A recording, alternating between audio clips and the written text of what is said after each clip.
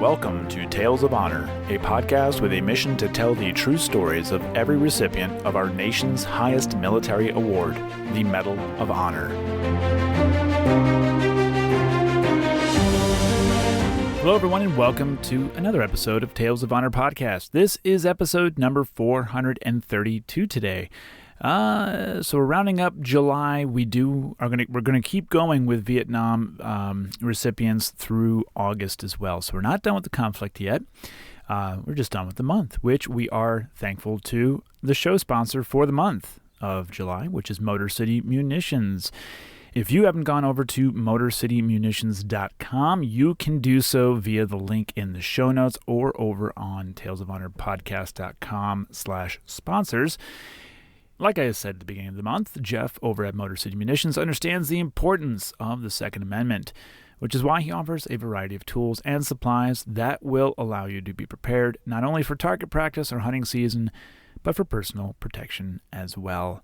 So go on over to the website, check out what Jeff has to offer for you, see what he can do for you. If something's not in stock or not available quite yet, shoot him an email, shoot him a message, and let him know what you're looking for. He can get you set up. I myself need to get off my butt and reach out to him. I've been looking for time to actually give him a call regarding a suppressor for my hunting rifles. So you should also do it. When you buy anything online, you can use the promo code Tales of Honor for 5% off your online order today. So thank you very much to Motor City Munitions. Now, there are two birthdays to go over, which are actually tomorrow, July 29th. We will start with July 29th, 1938. This birthday belongs to Jay Vargas, who is a former Marine Corps colonel that received the Medal of Honor for his actions during the Vietnam War. So a very happy 83rd birthday tomorrow to Jay Vargas.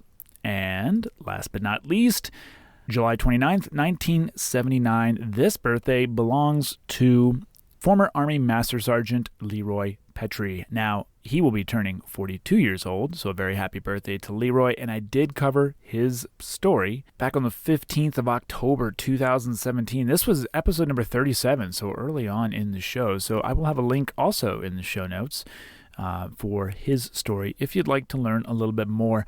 Also in the show notes, it's a packed show notes section today. Mentioned in the episode today is a book. There will be a link to that book in the show notes if you'd like to check out said book.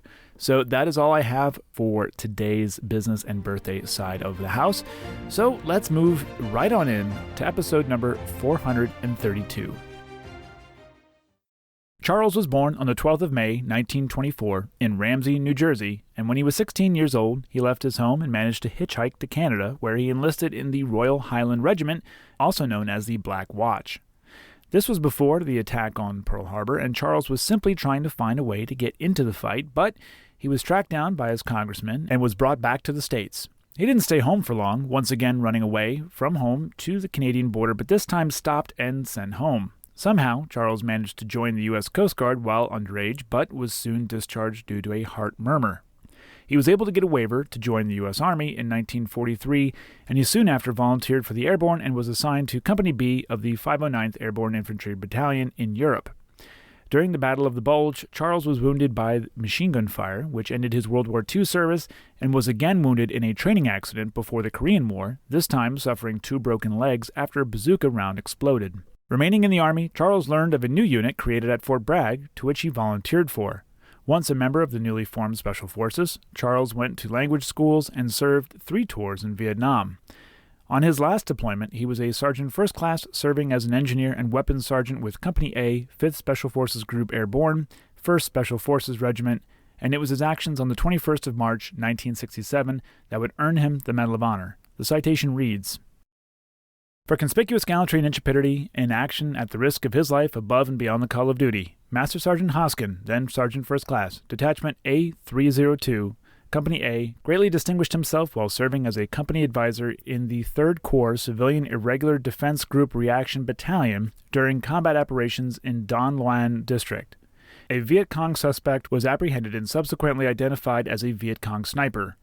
While Master Sergeant Hosking was preparing the enemy for movement back to the base camp, the prisoner suddenly grabbed a hand grenade from Master Sergeant Hosking's belt, armed the grenade, and started running toward the company command group, which consisted of 2 Americans and 2 Vietnamese who were standing a few feet away.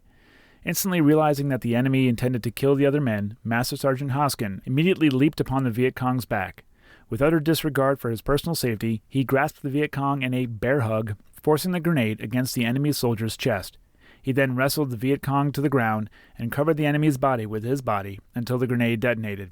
The blast instantly killed both Master Sergeant Hosking and the Viet Cong.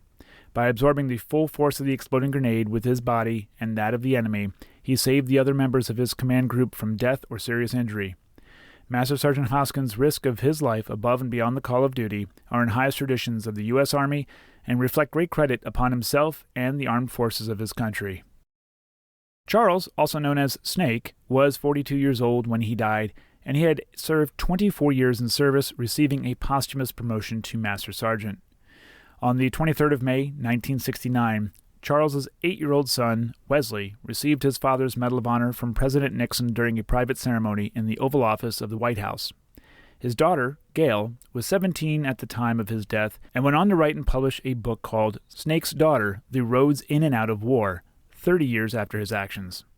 Charles Ernest Hosking Jr. is buried in Valleau Cemetery in Ridgewood, New Jersey, and his name appears on the Vietnam Veterans Memorial Wall, panel 17E, line 5. And that was a tale of honor.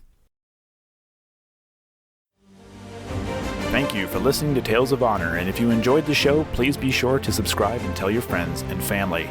Tales of Honor is written and produced by Christoph Ambrosch, and theme music is Loyalty and Duty by Floruz Music. If you have any questions, you can send an email to talesofhonorpodcast@gmail.com, and please be sure to visit talesofhonorpodcast.com for more episodes and information.